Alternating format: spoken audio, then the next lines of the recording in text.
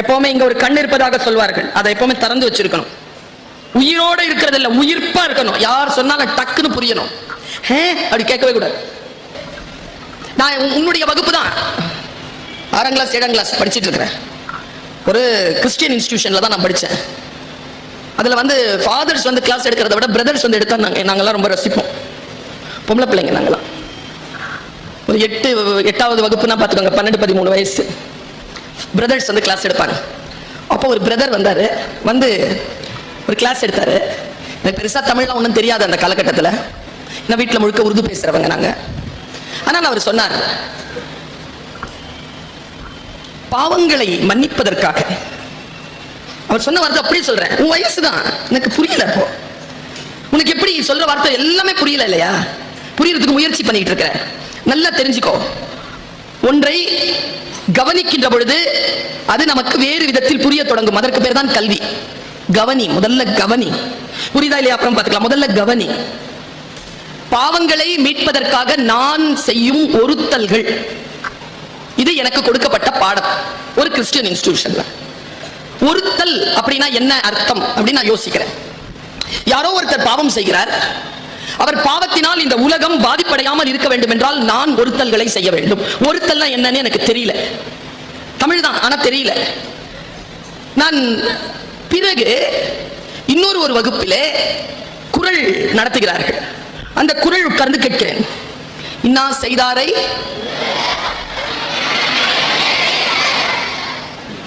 அந்த வார்த்தை வருதா? நான் ஒன்னும் ஆச்சரியப்படல. நான் ஒரு குறளை சொன்னால் நீங்கள் திரும்பி சொல்லவில்லை என்றால் தான் ஆச்சரியம். ஏனென்றால் 117 ஆண்டுகள் புகழ்பெற்ற ஒரு பள்ளிக்கூடத்தில் படிக்கக்கூடிய குழந்தைகளுக்கு ஒரு குறள் சொன்னால் திரும்பி சொல்லக்கூடிய ஆற்றல் இருக்கிறது என்றால் அது இயல்பான விஷயம். நீங்கள் இயல்பாக இருக்கிறீர்கள் குழந்தைகள். உங்களை பார்த்து ஆசிரியராக நான் மகிழ்ச்சி அடைகிறேன். இது பாராட்டிற்குரிய விஷயம். புத்திசாலித்தனமாக இருப்பது என பாராட்டிற்குரிய விஷயமா? புத்திசாலியாக இருக்கிறது தான் இயல்பான விஷயம். முட்டாளாக இருப்பது தான் வசைக்குரிய விஷயம். இயல்பாக இருப்பது பாராட்டுக்குரியதல்ல. நீங்கள் இயல்பாக இருக்கிறீர்கள். இன்னா செய்தாரை ஒருத்தல் அவர் நாண நன்னயம் செய்து விடல். ஒருத்தல் என்ன அர்த்தம்? ஒருத்தர் நமக்கு தப்பு செய்றார், அதற்கு பதிலாக அவரை தண்டித்தல்னு அர்த்தம் குழந்தைகளை. ஒருத்தல்னா அந்த அர்த்தம் புரிஞ்ச அன்னைக்கு என் பாதத்திலிருந்து நிலம் விலகியது. இவ்வளவு ஆழமான விஷயமா? யாரோ ஒருவர் செய்த பாவத்திற்கு நான் என்னை தண்டித்துக் கொள்வதா? அட, என்ன ரகசியம் இது? அப்படின்னு போய் கடைசியா இயேசு கிறிஸ்து கிட்ட நின்னா நாம் செய்த பாவங்களுக்காக அவர் தன்னை தண்டித்துக் கொண்டார் என்று முடிக்கிறது கிறிஸ்துவம். யாரோ ஒருவர் செய்த பாவத்திற்காக நான் என்னை தண்டித்துக் கொள்வது என்பது உலக சமாதானத்தை முன்னெடுக்கக்கூடிய அற்புதமான தத்துவம் என்று கிறிஸ்துவம் சொல்கிறது. நான் சொல்றது இன்னும் கொஞ்சம் விளங்கல தானே? விளங்குற மாதிரி சொல்றேன். இப்ப அண்ணன் ஹோட்டல் நடத்துறாரு. எனக்கு ஒரு 3 வயசு இளமை. நடத்துறாரா? இவர் சாப்பாடு ஏதாவது சமைச்சார்னா அதுக்கு குறை இருந்துச்சுன்னா கிளைண்ட்ஸ் வந்து அவரை விமர்சனம் பண்ணிட்டு போவாங்களா? அவர் அதை திருத்திக்குவார். இப்ப வீட்டுக்கு இவர் போறாரு. வீட்டுக்கு போய் அம்மா சமையல் செஞ்சு கொடுக்கறாங்க. சூடா பிரியாணி வச்சிருக்காங்க. அம்மா கை பிரியாணி சாப்பிட ஆரம்பிக்கிறார் லக்ஷ்மண். ஊருக்கே சோறு போடுற ஆளு. அம்மா கையில இருந்து பிரியாணி சாப்பிடும் போது பிரியாணியில உப்பு இல்லை. சரேன்னு கோவம் வரும். ஏன்னா சர்வீஸ் பண்றவங்களுக்கு தெரியும் உப்பு இல்லை. எனக்கு அந்த ஃபாதர் சொன்னார், யாரோ ஒருவர் செய்த பாவத்தை இந்த உலகம் பாதிக்காமல் இந்த உலகத்தை நீ காப்பாற்ற வேண்டும் என்றால் உன்னை நீ தண்டித்துக் கொள் என்றால் உன்னை எப்படி தண்டித்துக் கொள்வது? அந்த கோபத்தை அடக்கி அந்த உப்பு இல்லாத பிரியாணியை சாப்பிட்டு விடுவது. உன்னை நீயே சமாதானம் செய்வது, உன்னை நீயே தண்டித்துக் கொள்வது. யாரோ ஒருவர் செய்த பாவம் நீ சமாதானம் ஆகின்ற பொழுது கண்ட்ரோல்ல வருதுன்னு வேதம் சொல்லுதுங்க. நீ சமாதானமாக இருக்கிறாயா? நீ சமாதானமாவே இல்லையே.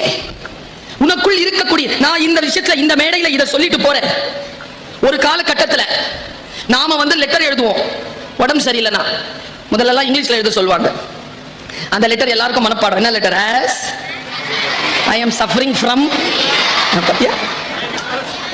please grant me 2 days leave போட்டுட்டு கீழே கையெழுத்து போடும்போது அதுக்கு மேல ஒன்னு எழுதுவேன். என்ன எழுதுவேன்? yours very good, very good. நான் இத ஜனவரி மாசத்துல இருந்து எல்லா பள்ளிக்கூடத்திலையும் கேட்டுட்டேன். காணொளிக்கு இது ஒரு செய்தி. எல்லா பள்ளிக்கூடத்திலையும் சொன்ன வார்த்தை என்ன தெரியுமா? yours faithfully, yours obediently. அதுதான் செய்தியே. என்ன தெரியுமா? ஏங்க என்ன வேணாலும் படிச்சுக்கலாங்க வெளியில போய். இந்த வயதில் கற்றுக்கொள்ளவே முடியாத பாடம் எது தெரியுமா? இந்த வயதில் கற்றே ஆக வேண்டிய பாடம் என்ன தெரியுமா? கீழ்ப்படிதல். கீழ்ப்படிதல் எங்கே இருக்கிறதோ அங்கே வெற்றிக்கான வெளிச்சத்தினான முதல் கிரணம் கிடைத்து போகிறது. குழந்தைகளே, நீங்கள் பணிவுடன் கற்றுக்கொள்ளுங்கள். இந்த பணிவு என்பது ராஜ குணத்தின் முதல் தகுதி. குழந்தைகளே, நீங்கள் ராஜாவாக வர வேண்டும் என்றால் முதலில் பணிவோடு இருக்க கற்றுக்கொள்ளுங்கள், கீழ்ப்படிய கற்றுக்கொள்ளுங்கள். ஒன்று சொன்னால் அந்த சொல்லுக்கு அவர்கள் மறுபடியும் வந்து சொல்ல முடியாதபடிக்கு அதை நீங்கள் பணிவுடன் கீழ்ப்படிந்து ஏற்றுக்கொள்ளுங்கள். நம்மில் பல பேருக்கு இந்த பணிவு வாய்ப்பதே இல்லை. நான் ஒரு ரகசியத்தை சொல்லிவிட்டு போகிறேன். கற்கின்ற பொழுது பணிவுடன் இரு.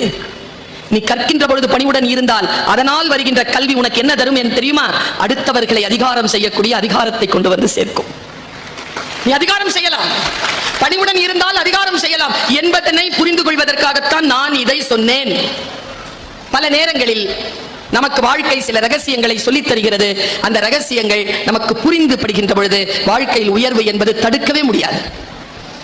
நான் பெரியவர்கள் புரிதலுக்காக சொல்கிறேன், சின்ன குழந்தைகளுக்கு நான் சொல்றது புரியாது, புரிஞ்சாலும் அப்புறமா தான் புரியும். இந்த நிகழ்ச்சிக்கான நோக்கம் என்ன தெரியுமா? நீ யார், எதற்காக இந்த பூமியில் உன்னை இறைவன் படைத்திருக்கிறான், அந்த வேலையை சைன் பண்ணிட்டு போ, அவ்வளவுதான். இந்த வேலையை சைன் பண்ணிட்டு போறது இருக்குல்ல, அது எல்லோருக்கும் வாய்த்து விடாது. நிறைய பேர் தோற்று போகிறோம். நீங்கள் எல்லோரும் சுதந்திரமாக இருக்க ஆசைப்படுகிறீர்கள். சுதந்திரமாக இருக்கக்கூடிய ஆசை என்பது பிழையானதல்ல. உனக்காக சில விஷயங்களை, உன் கதவுகளை மூடி வைத்திருக்கிறார்கள். செய்யக்கூடாது, இப்படி பேசக்கூடாது, இப்படி செலவு பண்ணக்கூடாது, இதையெல்லாம் தொடக்கூடாது. கதவுகளை பூட்டி வைத்திருக்கிறார்கள். புரிகிறதோ இல்லையோ வாங்கி வைத்துக்கொள். நீ நினைக்கிறாயே அந்த பூட்டப்பட்ட கதவுகளை திறந்து கொண்டால் அதில் உன் சுதந்திரம் காத்திருக்கிறது என்று. பெரும் ரகசியம் சொல்லுகிறேன். 50 வயதை நெருங்குகிறேன் நான். மிக மிக அதிகமான அந்த அனுபவத்திற்கு குவியலாக நான் சொல்லுகிறேன். பெரியவர்கள் உனக்காக மூடி வைத்திருக்கக்கூடிய கதவுகளுக்குள் உன் சுதந்திரம் இல்லை. நீ உள்ளே போனால் எங்கே அடிமைப்பட்டு விடுவாயோ என்று அந்த கதவுகளை நாங்கள் மூடி வைத்திருக்கிறோம். அதை நீங்கள் திறக்க தயவு செய்து முயற்சி செய்யாதீர்கள். இன்னும் புரிகிற மாதிரி சொல்லவா? நீங்கள் ஜெயிக்க வேண்டும் என்றால் சுறுசுறுப்பாக இருங்கள். நீங்கள் ஜெயிக்க வேண்டும் என்று சொன்னால் சுதந்திரமாக இருங்கள். நீங்கள் ஜெயிக்க வேண்டும் என்று சொன்னால் எந்த தவறான குற்ற செயல்களிலும் போய் சிக்கிக் கொள்ளாதீர்கள். சரி, தெரியல, சிக்கிட்ட, அம்மா சொல்லி தர ஒரே பாட்டு எழுதி வச்சுக்கோ வீட்டுல போய். சிந்தித்து பார்த்து செய்கையை மாத்து, சிறுசா இருக்கையில் திருத்திக்கோ, தவறு சிறுசா இருக்கையில் திருத்திக்கோ, தெரிஞ்சும் தெரியாம நடந்திருந்தா அது திரும்பவும் வராம பார்த்துக்கோ. மூடப்பட்ட கதவுகள் அடிமைத்தனத்திற்கான வாசல்கள் என்று நான் சொன்னேன். எது சுதந்திரம், எது அடிமைத்தனம்? அடிமைத்தனத்தில் இருந்து நாம் விடுதலை பெற வேண்டும். நான் சுதந்திரமானவள். சுதந்திரம் என்பது செய்ய விரும்புவதை எல்லாம் செய்வது மட்டுமல்ல, செய்ய விரும்பாததை செய்யாமல் இருப்பதும் சுதந்திரம் தான். நான் அதை செய்வதே இல்லை. எனக்கு எது விருப்பம் இல்லையோ அதை நான் செய்வதே இல்லை. கோடி ரூபாய் கொடுத்தாலும் அதை நான் செய்வதே இல்லை. நான் சுதந்திரமானவள். சுதந்திரமாக இருக்கின்ற உணர்வு இருக்கு இல்லையா, அது அதி அற்புதமான உணர்வு. அதை எப்படி பெறுவதுன்னு மட்டும் சொல்லிட்டு நான் போய் உட்கார்ந்துறேன். நான் போன்ல ரீல்ஸ் பார்த்துட்டு இருந்தேன். அதுல ஒரு முக்கியமான ஒரு காட்சி. என் மகன் என்னிடத்தில் சொன்னான். அவன் கார்ப்பரேட் லாயர், ஃபைனல் இயர் படிக்கிறான். அவன் என்கிட்ட ஒரு விஷயத்த சொன்னான். அம்மா, நல்ல நல்ல விஷயம் நீ பாக்குற, அது எல்லாத்தையும் மேடையில சொல்ற, நானும் பாக்குறேன், எனக்கு அதெல்லாம் வரமாட்டேங்குதுமா. நான் என்ன சொன்னேன், நீ எதை ஒரு 20 செகண்ட்க்கு மேல பாப்பியோ அதே தான் உனக்கு திரும்பி திரும்பி வரும். நான் நல்லதை பார்க்கிறேன், எனக்கு திரும்பி திரும்பி நல்லது வருகிறது. நீ வேற எதையோ பார்க்கிறாய், திரும்பி திரும்பி அதை தான் உனக்கு கிடைக்கிறது. நான் என்ன செய்வேன்? Life is yours, choice is yours. நான் வந்து உன் மூச்சிற்குள் உட்கார்ந்து கொண்டு உன் மூச்சை நான் கண்ட்ரோல் பண்ணவே முடியாது. குதிரையை கொண்டு வந்து தண்ணீர் கிட்ட தான் நிறுத்த முடியுமே தவிர தண்ணியை குடிக்க வேண்டியது குதிரை பொறுப்பு. நான் அதற்காக விழுங்க முடியாது. நான் ரீல்ஸ் பார்த்துட்டு இருக்கிறேன், முக்கியமான ரீல்ஸ். நான் இதை சொல்றேன், எத்தனை பேருக்கு புரியுதுன்னு தெரியல. அத்தனை பேருக்கும் புரிய வேண்டாம், ஒருத்தருக்கு புரிஞ்சா போதும். இந்த காட்டில் எந்த மூங்கில் புல்லாங்குழல். யாருக்கு புரியுதோ அது புல்லாங்குழல். ரீல்ஸ் பார்த்துட்டு இருக்கேன். ஒரு வேட்டை நாய் வெள்ளை கலர்ல இருக்கு, குட்டியூண்டு இருக்கு. வேட்டை நாய் பார்த்துருக்கீங்களா? ரொம்ப எல்லாம் பெரிய அந்த ஜாதி நாய் மாதிரி எல்லாம் இருக்காது, குட்டியூண்டா இருக்கும், நல்லா ஷார்ப்பா இருக்கும். ரேஞ்சர் ஒருத்தன் அந்த நாயை கூட்டிட்டு வந்து ஒரு காட்டுல ஒரு கேம்ப் போடுற. எனக்கு ரீல்ல நான் புரிஞ்சுக்கிறேன் அதை. ரேஞ்சர் வந்து நாயை சுத்த விடுறாரு. அந்த வனப்பகுதி போய் பார்த்துட்டு வா, ஏதாவது விஷம் மிருகங்கள், கொலை மிருகங்கள் ஏதாவது இருக்கான்னு பார்த்துட்டு வந்துட்டு வேட்டை நாயை விடுறாரு. வேட்டை நாய் ரவுண்ட்ஸ்க்கு போகுது. ரவுண்ட்ஸ்க்கு போயிட்டு வேட்டை நாய் பார்த்துக்கிட்டே இருக்கும்போது ஒரு சிறுத்தை வேட்டை நாயை பார்த்துருச்சு. இன்னைக்கு கூட வீட்டுல போய் நீங்க வேட்டை நாயை துரத்தும் சிறுத்தைன்னு போட்டா யூடியூப்ல வருது. ஏன்னா 1 மாசம் கூட ஆகல, அது வந்து ஃப்ரெஷ்ஷா சொல்றேன் நான் இந்த விஷயத்த. பார்த்துருச்சுங்க சிறுத்தை. அதுக்கு பசி. வேட்டை நாயை பார்த்த உடனே துரத்துதுங்க. அப்படி துரத்துது, 160 கிலோமீட்டர்ல துரத்துதுங்க. அது நான் வேட்டை நாய் சும்மாவா, உயிருக்கு போராடுதுல, பயந்து அதுவும் ஓடுது. ஆனா டிஸ்டன்ஸ் அதிகமா இருக்கிறதுனால சிறுத்தையால அவ்வளவு சீக்கிரம் கிட்ட வர முடியல. ஆனா கிட்ட வந்துருச்சு. நல்ல வேளை பிரம்மா லிபி அந்த நாய்க்கு, வேட்டை நாய்க்கு நல்லா இருக்கு. ரேஞ்சரை பார்த்துருச்சு. ரேஞ்சர் இப்படி உட்கார்ந்து இருக்காரு, இது இப்படி ஓடி வருது. ஓடி வந்த நாய் ரேஞ்சர் பக்கம் திரும்பலிங்க. ஏன்னா நாய்க்கு பிசிக்ஸ் தெரியும். இப்படி வந்து திரும்பணும்னா வர சிறுத்தை இப்படி வந்து அடிச்சிடும். இந்த ஃபோர்ஸ் குறையும்ல, எல் போட்டா ஃபோர்ஸ் குறையும். அதனால அது என்ன பண்ணுச்சு, அங்க பார்த்துருச்சு. இருந்தாலும் ஒரு கதவு திறந்து இருந்துச்சுங்க. சார் ரேஞ்சருடைய கதவு லேசா தான் திறந்து, மூடின கதவு தான் அது. லேசா வேகமா அந்த ரூம்குள்ள போயிடுச்சு. அது நாய் வித் நோ டைம் சிறுத்தை உள்ள போயிடுச்சு. டொம்முன்னு போச்சு சிறுத்தை. நான் பெருசு பாருங்க, ஃபோர்ஸ் நாயை விட பெருசு. குட்டி தான், நாயை விட பெருசு. அந்த ஃபோர்ஸ்ல என்ன ஆச்சு, அந்த கதவு மூடிடுச்சுங்க. டொம்முன்னு மூடிடுச்சு. அந்த ரேஞ்சர் இருக்கான்ல, அவனுக்கு எப்படி இருக்கும் மனசுல வலி. ஏன் வலி, நாய் செத்துது. இப்ப கதவை திறக்க முடியாது, ஏன்னா சிறுத்தை பாஞ்சிருச்சுன்னா. ரெஸ்கியூ டீமுக்கு போன் பண்ற, ரெஸ்கியூ டீம் வருதுங்க. இதெல்லாம் 10 செகண்ட்ல முடியுது. அம்மா தான் பெருசா கதை சொல்ற, 10 செகண்ட்ல முடியுதுங்க. ரேஞ்சர் போன் பண்ண உடனே ரெஸ்கியூ டீம் வந்து, நல்லா கவனி, நீதான் அந்த சிறுத்தை, நானும் தான். நம்ம வேட்டை நாய் கிடையாது, நம்ம சிறுத்தை. பசிக்குதான் வேட்டையாடுங்க. வருதுங்க. ரெஸ்கியூ டீம் வந்து ஒரு கேமரா போட்டுச்சுங்க. இந்த கேமரா போட்ட உடனே கேமரா காட்டுது நாய் உயிரோட இருக்குது. அந்த செவகமான அந்த ரூம்ல ஓரமா நாய் இப்படி கம்முன்னு இருக்கு. நீ பார்த்துட்டு இருக்க அந்த சிறுத்தைய. சிறுத்தை எங்க இருக்குன்னு கேமரா தேடினா மூடப்பட்ட கதவு இருக்குல்ல, அதுல போய் சாஞ்சுக்கிட்டு அந்த கதவை பார்த்துட்டு பயந்து நடுங்கிட்டு இருக்கு.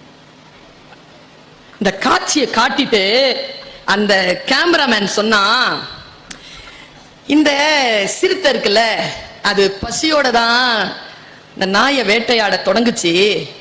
இறை கையில் அகப்பட்ட அந்த வினாடியில் எப்பொழுது தன் சுதந்திரம் பறிப்போய் விட்டது என்று அந்த சிறுத்தை புரிந்து கொண்டதோ, அதற்கு பசி ஒரு பொருட்டாகவே இல்லை. அது சுதந்திரத்தை நோக்கி காத்திருக்கிறது. அதற்கு நாய் வேண்டுமா, சுதந்திரம் வேண்டுமா என்றால், எனக்கு சுதந்திரம் தான் வேண்டும், நான் பசியோடு இருந்தாலும் பரவாயில்லை என்று சிறுத்தை சொல்கிறது. சிறுத்தையின் இயல்பு பசியை விட அதற்கு சுதந்திரம் பிடிக்கும். உள்ள பார்த்தா எலி மாதிரி நடுங்கிட்டு இருந்துச்சு. இது எப்படிதான் தெரிஞ்சதோ பாரதிதாசனுக்கு. பாரதிதாசன் எழுதுறார் அந்த சிறுத்தையை பத்தி. பாரதிதாசன் 60-70 வருஷத்துக்கு முன்னால எழுதுறார். பூட்டிய இருப்பு கூட்டின் கதவு திறக்கப்பட்டது, சிறுத்தையை வெளியில் வா. எலியன உன்னை இகழ்ந்தவர் நடுங்கிட புலியன செயல் செய்ய புறப்படு. நம்பினை இருளினை விளக்க செம்புட் பறவையே சிறகை விரி எழு பற என்று எழுதுகிறார் பாரதிதாசன். நான் அப்படித்தான் பறந்து கொண்டிருக்கிறேன். நான் சிறுத்தையாகத்தான் சுதந்திர கதவுகளுக்காக காத்திருந்து அதற்குள் என் கல்வி என்கின்ற சுதந்திரத்தை பெற்றுக் கொண்டவள் நான். அதனால் சொல்லுகிறேன் குழந்தைகளே, கல்விதான் சுதந்திரம். பல நேரங்களில் உங்கள் பசி வேட்டை உங்களை அடிமைப்படுத்தலாம்.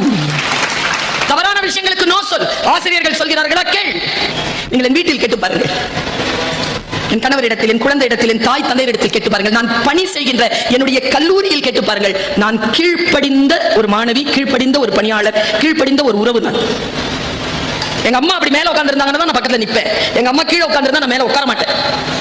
எங்க அம்மா உட்கார்ந்திருந்தா உங்களுக்கு முன்னால நான் கால் நீட்ட மாட்டேன். இன்னிக்கும் இந்த வயசு ஆயிடுச்சு எனக்கு, இன்னிக்கும் அறிவுரை சொல்லுவாங்க எங்க அம்மா. என்ன சொல்றாங்க, என்ன அறிவுரை சொல்றாங்க? அறிவுரை சொல்லுவாங்க எங்க அம்மா. கேமரா முன்னால நல்லா இருக்கணும், போட்டோ பிடிச்சுக்கிறோம்ல. அம்மா சொன்னாங்க, ஷூட்டிங் போறியா? இல்லம்மா மீட்டிங் போறேன். கேமரா இருக்குமா? ஆமா. முகத்தை நல்லா பண்ணி வச்சு போற, உன்னை மட்டும் ஞாபகம் வச்சுட்டு போ, செருப்பு போடும்போது சொல்லுது எங்க அம்மா. உன்னை பர்மனண்டா ஒரு கேமரா பார்த்துட்டு இருக்கு, அதுக்கு முன்னால அழகா இரு. அந்த பர்மனன்ட் கேமராவுக்கு பேர் தான் கடவுள். மறையவே முடியாத அந்த கேமரா விட்டு நீ. ஆசிரியர்களின், பெரியவர்களின், சான்றோர்களின் பேச்சை கேட்கின்றவர்கள், பாதையெல்லாம் பூக்களை மலர்த்தி வைப்பீர்கள். பாதையெல்லாம் பூக்கள் மலரட்டும், சிறகை விரியுங்கள், பறந்து பாருங்கள். சிட்டுக்குருவி போல் தான் இருக்கிறீர்கள். பறந்து பார்த்தால் தான் தெரியும் இதெல்லாம் சிட்டுக்குருவி இல்லை, ராஜாளி என்று. நானும் பறந்து கொண்டிருக்கிறேன் குழந்தைகளே. வாருங்கள், வானம் காத்திருக்கிறது, பறப்போம்.